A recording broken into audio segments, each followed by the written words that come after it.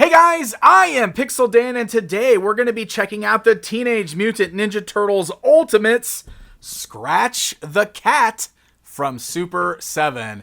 This is kind of amazing. Obviously, Scratch has a legend of being one of the most rare figures from the Ninja Turtles toy line. It's not true. He's not really that rare, but nonetheless, he's popular, he's expensive, he's hard to find in the vintage line, and I'm pretty excited to see him get an updated figure. This is one of the ones that I called for way back when Super7 first announced that they were doing this line. I said that I would have loved to see an updated Scratch just because of sort of that mythos built up around him. And here he is, a brand new Scratch figure and his little sidekick Jailbird. Pretty cool stuff. So window box packaging, it has the darker purple color scheme since he's a bad guy. You can see all of his accessories, alternate head, little buddy in the packaging. As we rotate this around to the back side, you can see we've got a bio for the crafty crook cat known as Scratch. So let's go ahead and get this guy pulled out of the packaging, and we will get a closer look at him. All right, let's go ahead and take a look at Scratch the Cat outside of the packaging. Bringing in the tape measure here, you can see that the figure stands just shy of the full 7 inches tall, so about the same size as a lot of the other standard mutants in the line, like the Turtles, or maybe even around Shredder's height there. He's got a little bit of bulk to him, of course, since he's a mutant, but, you know, he's not one of the big, huge guys in the line. And right out of the package, this is the first thing that I want to address. All of the joints on this guy are some of the best I've seen in this line in a long time. Thank goodness. Look, I'm doing the wiggle test, and the legs are not shaking. The hips are not moving around. All of those joints are actually tight. If you watched my reviews of Wave 5, they were pretty disappointing when it came to the overall joints and the loose articulation, and it looks like that has been rectified for this particular wave so far. Fingers crossed that is the way it is going forward. So good news there. All right, so the overall details on this guy look really nice. This, of course, is modeled after one of the most famous or infamous, I don't know which word you want to use, figures from the vintage toy line, being Scratch the Cat. He was a figure that was released later on in the line towards the end, so a lot of people that were there at the beginning didn't even know this guy existed. And you know how those figures are when they come out at the end of a toy line. They are made less, they are bought by less people, and therefore they go on to become some of the more expensive figures from the line, and that's what happened to the vintage figure. So it's kind of cool seeing Super7 giving new life to this character, considering how hard to get or how expensive to get the vintage figure has become. So this is definitely modeled after the look of that original toy, since that's basically all he has ever appeared in is the original toy form. This looks a lot like that, with the same big, wide smile there with the grinning teeth. Has a very Bubsy look to him, of course, if you guys are familiar with that old video game. I always thought that about Scratch. I thought he looked a lot like Bubsy. But you guys can see he's got the little crook mask on there, the bandit mask, it's tied in the back. Of course, that's all part of the sculpt, but all the paint deco looks really good on there. It's nice and it's clean. He's wearing his torn up prison uniform there. You can see some scratches in his pants, probably from his own claws, revealing the brown fur underneath. Love the shape of the feet there. Got those cat-like shapes to the feet. I love it too, just in classic Ninja Turtles fashion. One shoe on and one shoe off, because why not?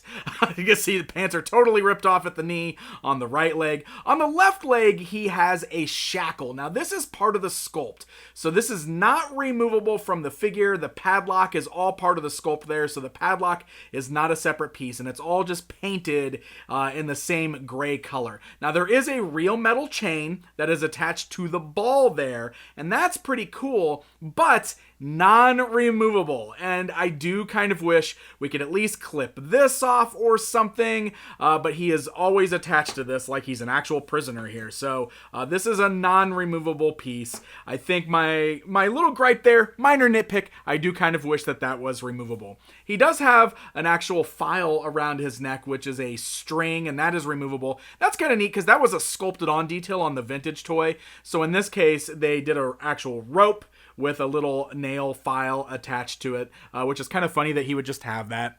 Like, right? Like, they're just, yeah, that's fine. We can just let you keep that, but you're keeping this ball and chain on, for sure. I don't know, it's kind of funny. All right, let's go ahead and run down articulation on this guy so you know what to expect.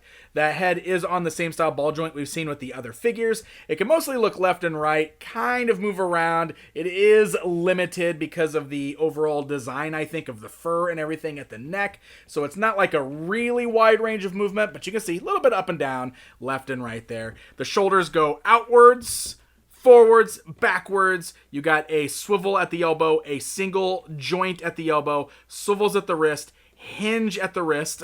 The hand easily popped out of socket there, as you can see. It does clip in, thankfully, but it does seem easy to pull out of socket. I will say it's not like it's super loose, so it doesn't feel like it's hanging out, and you do have to apply a little bit of pressure to get it to remove, so at least it's clipping into place there.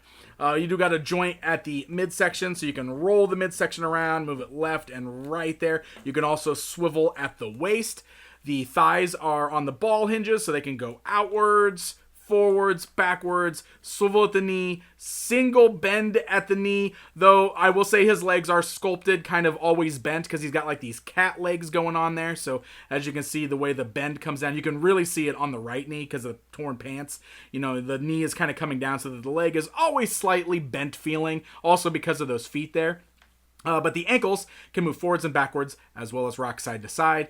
Same with the big old shoe over here. It's a little more hindered, obviously, because it's a little more boxy over here, and you don't seem to have the rock as well with the shoe. Like, it's slightly doing it, but it's a lot harder to do than with this foot over on this side. But articulation is pretty much what you've come to expect from these figures. Of course, he also has a tail, which is on a ball joint, so it actually makes it very easy to pop the tail off. But you can easily pop it right back in place, and it mostly just swivels around. You can kind of move it in and out, but there's not a lot of that movement there. I love the big tear in the back as well, so you can see all his fur on his back. So all in all, it's a nice looking figure, and like I said, all of these joints, nice and tight. So he's standing up really good, which is just a huge plus in my book. All right, so we got lots of accessories here. First of all, he does include an interchangeable head. This is just like an alternate portrait for him. It's got like eyes cocked to the side and only one side of his mouth open. Almost looks like he's behind the bars going, psst, hey, psst, over here. Pass me that file. So we should be able to pop this head right off the ball joint. It is very tough to get off. And I gotta say, the sculpt of the fur and everything, actually kind of sharp. That kind of hurt my hand a little bit popping that off. The first time is always really tough on the Super 7 figures, and you might even need to warm it up, but I got it on there. So there you go. You can easily pop on the alternate head if you want to. Nice tight fit for a fun alternate portrait. And then as I showed you, the hands are removable. So right here, you've got two gripping hands, and both of them kind of have the trigger finger there. So you also have these two kind of open hands, almost like he's scratching. You can see the way the fingers are curled, like he's doing scratching.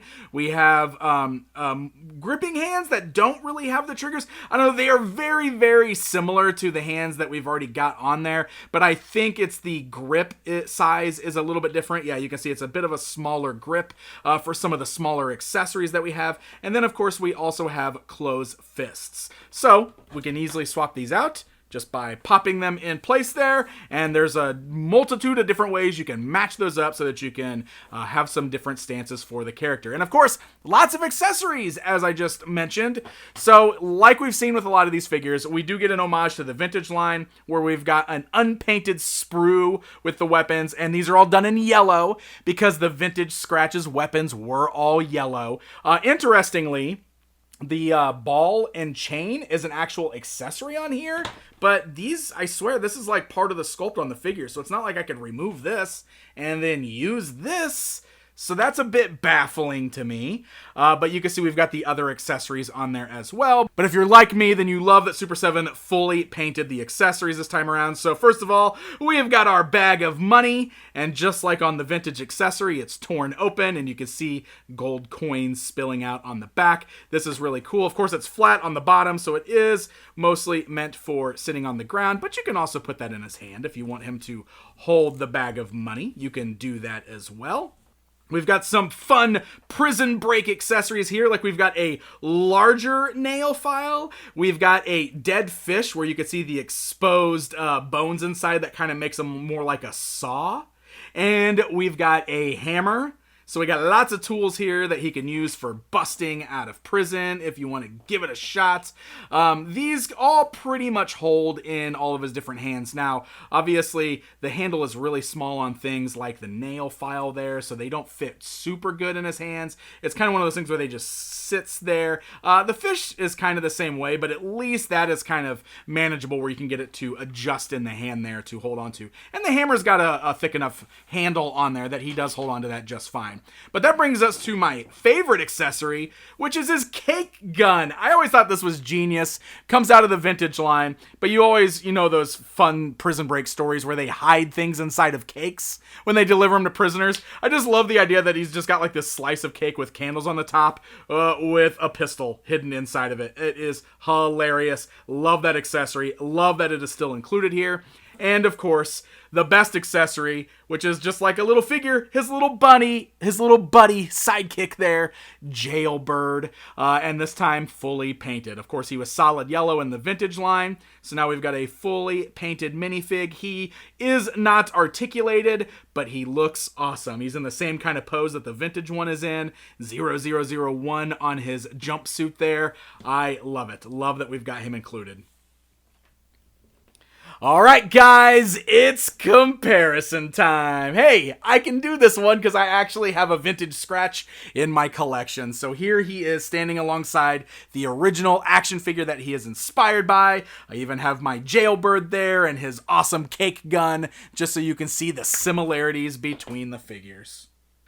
So there you go, my friends. That is a look at the brand new Teenage Mutant Ninja Turtles Ultimates Scratch and Jailbird from Super 7. All in all, I am pretty happy with this one. I am so glad that the joints have been tightened up here so that we don't have any QC issues with this guy. And everything looks really nice. I mean, paint deco is good. All the accessories are super fun. Love the Jailbird. And I just love seeing this character get a new figure. I think this is going to be fun. And it's a way for a lot of people to get a Scratch in their collection that maybe can't afford the insane prices that the vintage one is calling for these days. It's nuts that figure goes for so much. So there you guys go. A look at the brand new Scratch. This wave is shipping from Super 7 right now. So if you pre-ordered it, you should have it coming to you very, very soon. Thank you guys so very much for watching. And until next time.